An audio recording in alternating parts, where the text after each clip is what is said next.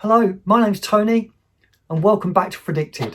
In today's episode, I'm going to be reviewing another fragrance from Stranger's Parfumerie, and this is called So Fetch. Stay right where you are.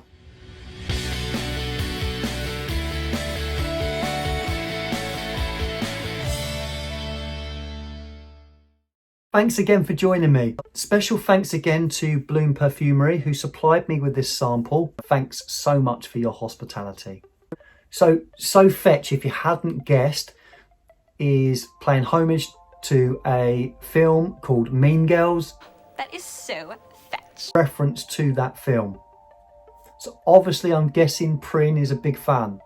So the synopsis on the website is that this is a perfume for the Mean Girls, Regina George and her Plastics gang. That is so fetch. That is so fetch. Let me show you the bottle while I run through the notes with you. In the top we have neroli, punch, cherry, cranberry and almond. In the mid we have freesia, lipstick, orange blossom, honeysuckle and rose. And in the base we have civet, sugar, musk and dark chocolate. Let me just give this a quick spray.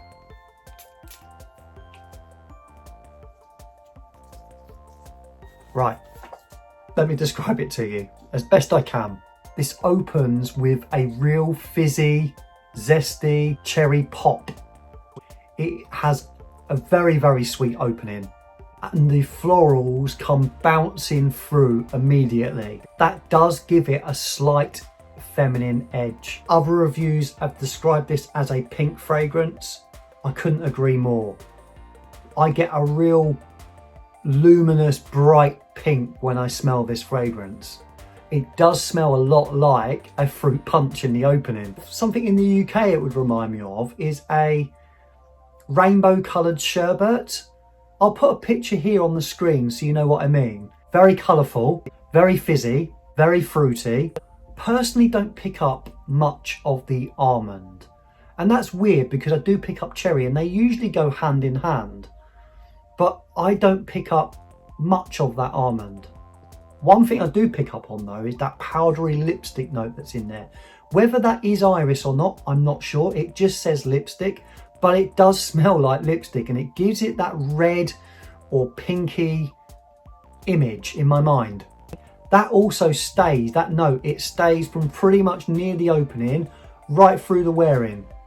There is something in here that does balance all that sweetness.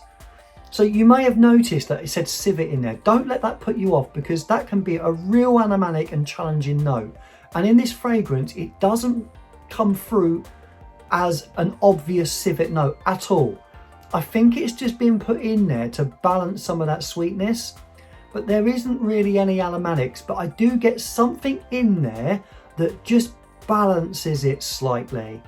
And I think that helps it make it wearable and gives it some longevity. It might even be the bitterness of the dark chocolate that comes through. It doesn't smell like a chocolate note. Whether it's been put in there along with the civet just to take the edge of that sweetness, I'm not sure, but I am getting something in there that helps lift the fragrance and give it a base, and so the sweetness doesn't ever take over too much. It's incredibly artistic and it's incredibly well blended as well. I get this powdery floral note that's always there, but that sort of sweetness from the fruit and the cherry and the punch really lifts it. Really gives it some projection off the skin as well. It's really strange to find a fragrance that's very sweet that hasn't got that vanillic dry down. So don't expect that with this. I know it's not a note listed, but it's very sweet, but without being vanillic. It's really playful, it's really fun, but it also makes a big statement. You would really smell this on anybody that walked into a room if they were wearing it. It's actually very unique. The perfect accompaniment to that film.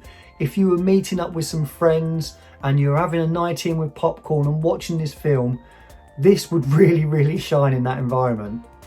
So the performance is very good. I get really good projection for a couple of hours. Once the fruit notes wear away, the sort of rosy note starts to come through, and along with the lipsticky iris powdery note that's there, that stays throughout. It literally lasts for hours on my skin, and you can smell it every time you move, so it performs incredibly well. Now I think you can pick this up for around £75 for a 30ml bottle. This can be purchased at Bloom Perfumery or on the Stranger's website.